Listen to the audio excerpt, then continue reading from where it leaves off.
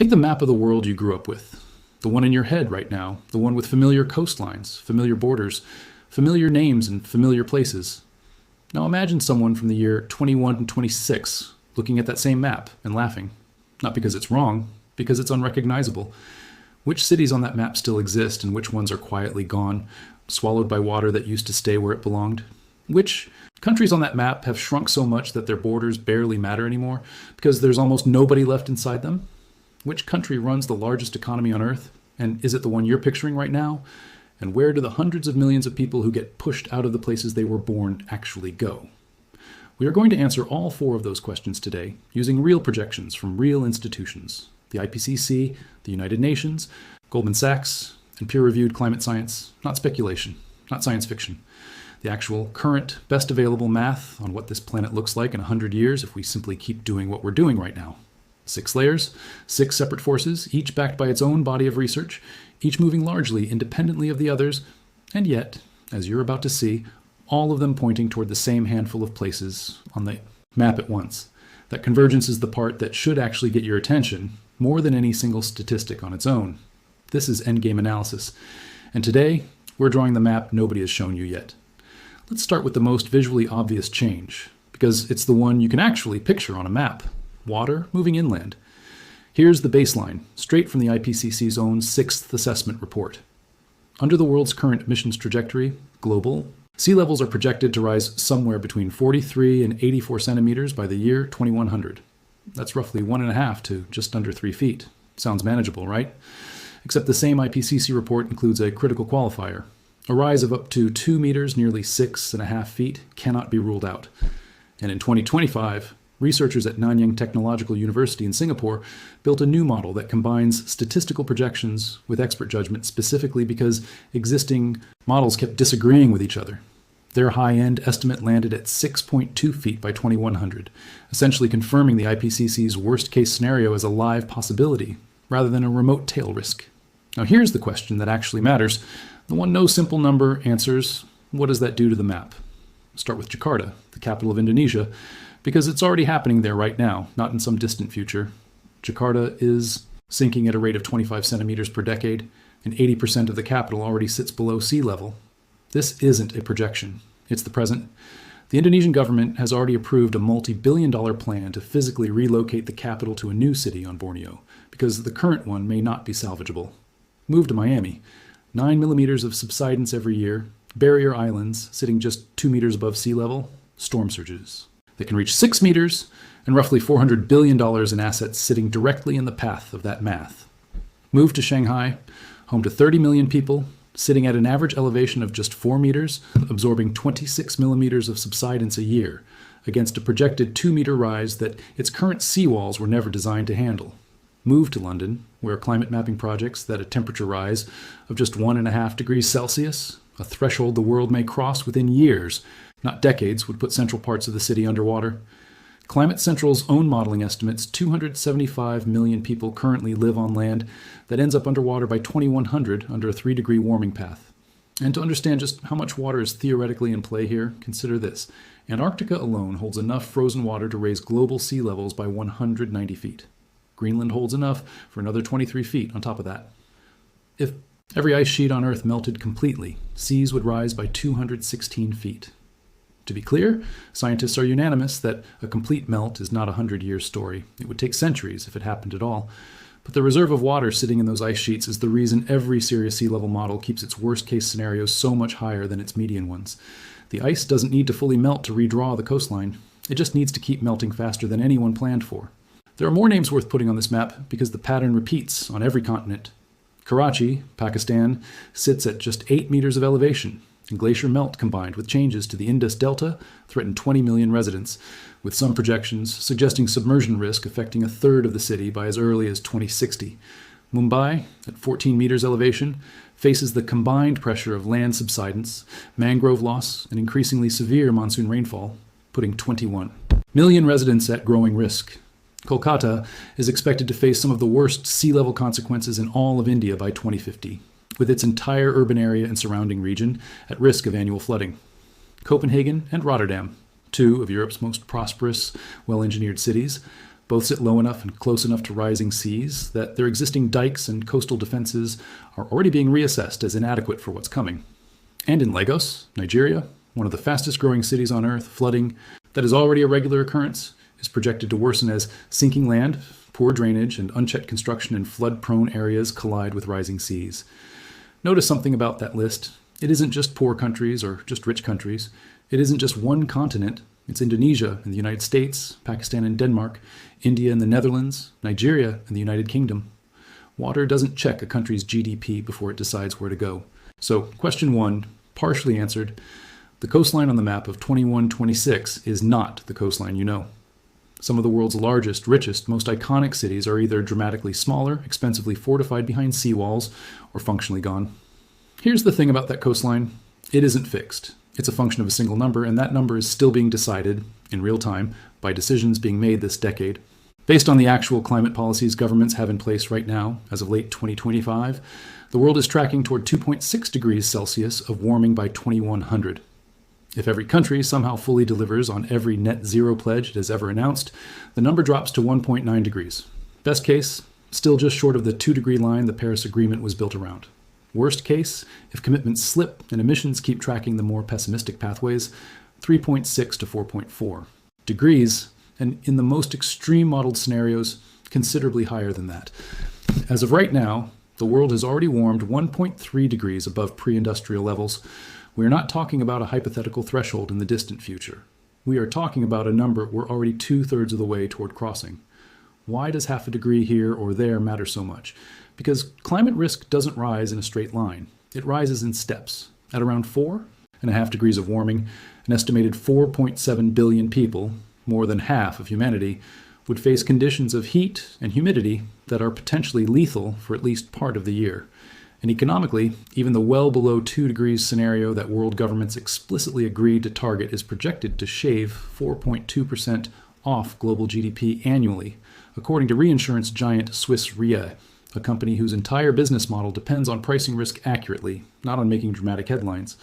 This is the fork in the road that every other layer of this map depends on. The coastlines, the migration patterns, even the economic rankings we're about to get to, all of them shift depending on which number this century actually lands on. Think about what that fork actually looks like in practice. On the low end of the range, the world holds warming close to 2 degrees. Sea level rise stays closer to the IPCC's lower band of around half a meter. The coastline changes we described are serious, but survivable with enough investment in engineering and managed retreat. On the high end, warming pushes past 4 degrees, sea level rise climbs toward the 2-meter mark that keeps showing up in worst-case models, and entire coastal regions stop being a slow-motion engineering problem and become an outright uninhabitability problem. The difference between those two futures isn't some far-off variable outside human control. It's the sum of energy policy, industrial policy, and infrastructure investment decisions being made in parliaments, congresses, and corporate boardrooms over the next 5 to 10 years. The map of 2126 is being sketched in pencil right now. Now for the layer that surprises almost everyone, because it runs in the opposite direction from what most people assume. We're not just adding people to this planet. In a growing number of places, we are running out of them. More than half of all countries on Earth already have a fertility rate below the replacement level needed to keep their population stable. South Korea sits at 0.68 children per woman, the lowest peacetime fertility rate ever recorded by any nation in human history. Japan recorded just 686,000 births in 2024, the fewest since records began in 1899. China's population has already peaked and is now shrinking, on a trajectory that some demographic models project could take it from 1.4 billion people today to as few as 633 million by 2100, roughly back to where it stood in the 1950s. Picture that on a map. Not new borders. The same territory, but with dramatically fewer people inside them, aging faster than any societies in recorded history, with fewer workers to sustain the economies, pension systems, and cities that already exist. Entire regions of Northeast Asia and Eastern Europe on a path toward becoming vast, mostly empty landscapes dotted with shrinking cities, the physical infrastructure of a much larger population left standing over a much smaller one.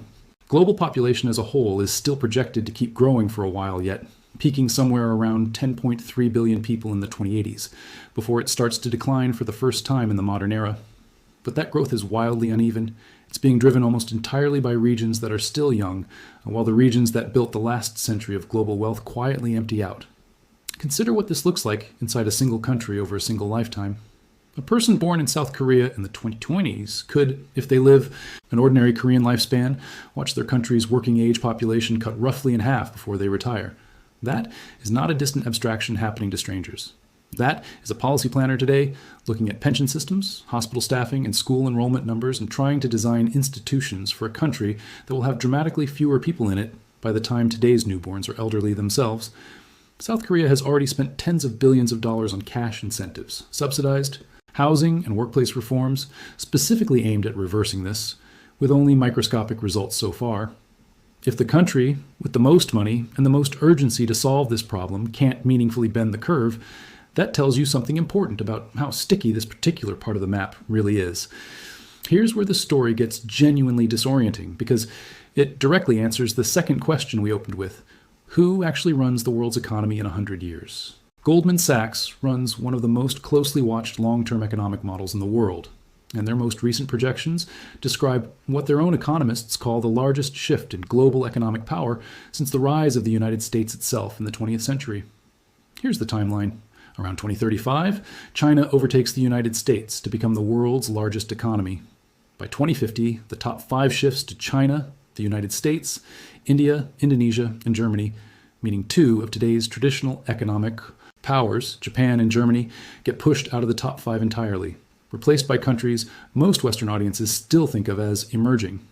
Then the real reordering happens. By 2075, Goldman's model puts India ahead of the United States entirely, projecting India's economy at roughly $52.5 trillion against the United States at $51.5 trillion, with China still on top at around $57 trillion. Beneath that top tier, the list gets even more unfamiliar. Indonesia at nearly $14 trillion, Nigeria at over $13 trillion, Pakistan at over $12 trillion, Egypt at over $10 trillion. Countries that occupy almost no space in most people's mental map of the global economy, sitting inside the top 10. What's driving this reordering isn't mysterious, and it connects directly back to the population layer we just covered. Goldman's own economists point to it explicitly. Global population growth has halved over the past 50 years and is expected to approach 0 by 2075. The countries still growing their populations, largely in South Asia and Africa, are the ones gaining economic weight. The countries whose populations are already shrinking are the ones losing it. The population map and the economic map are quite literally the same map, just measured in 2 different units. It's worth pausing on how strange this would have sounded to anyone drawing a map of global power at almost any earlier point in modern history. For most of the 20th century, the world's largest economies meant a fairly stable club: the United States, the major European powers, and Japan. Goldman's own analysts describe what's coming as the largest shift in global economic power since the rise of the United States itself over a century ago. China went from being roughly 1/20th of the global economy in 1990 to about 1/5 of it today.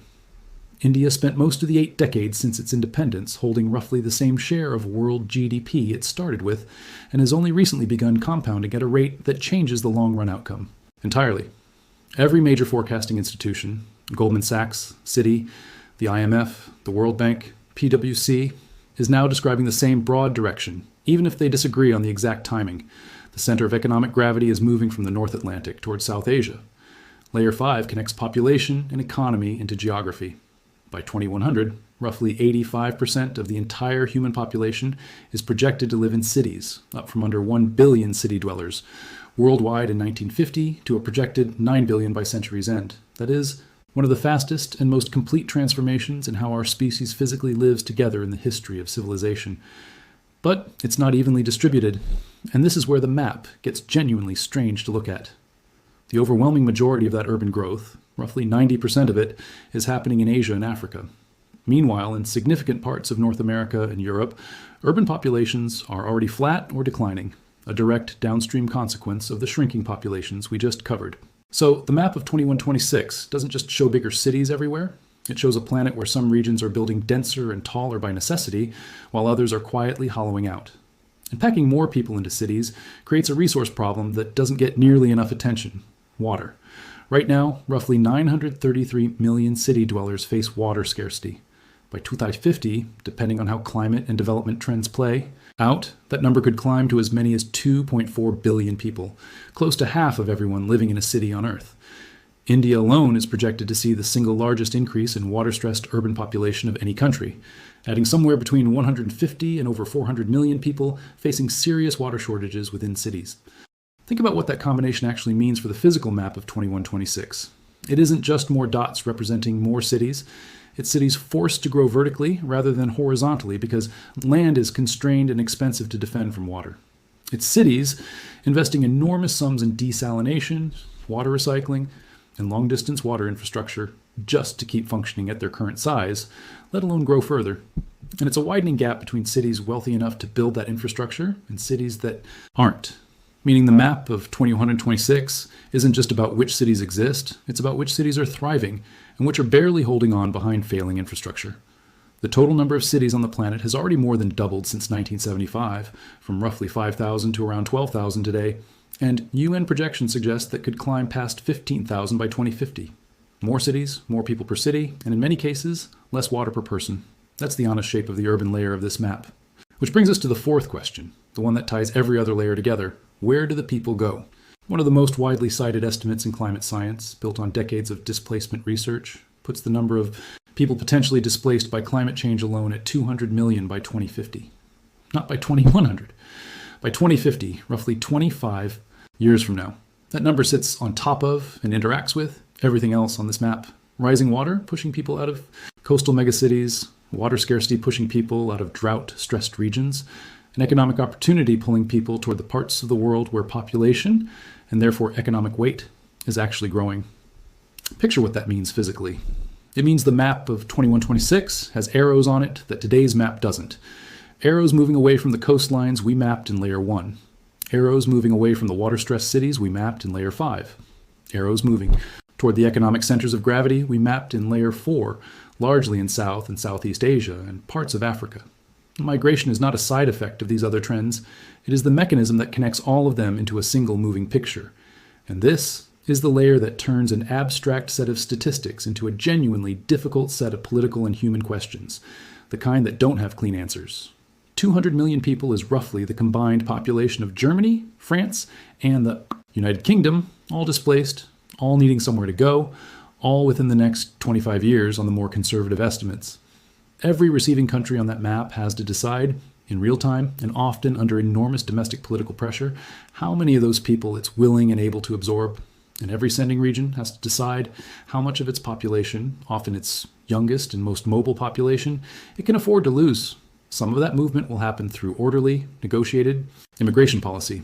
Some of it will happen through exactly the kind of chaotic, unplanned displacement that has already reshaped politics in country after country over the past decade.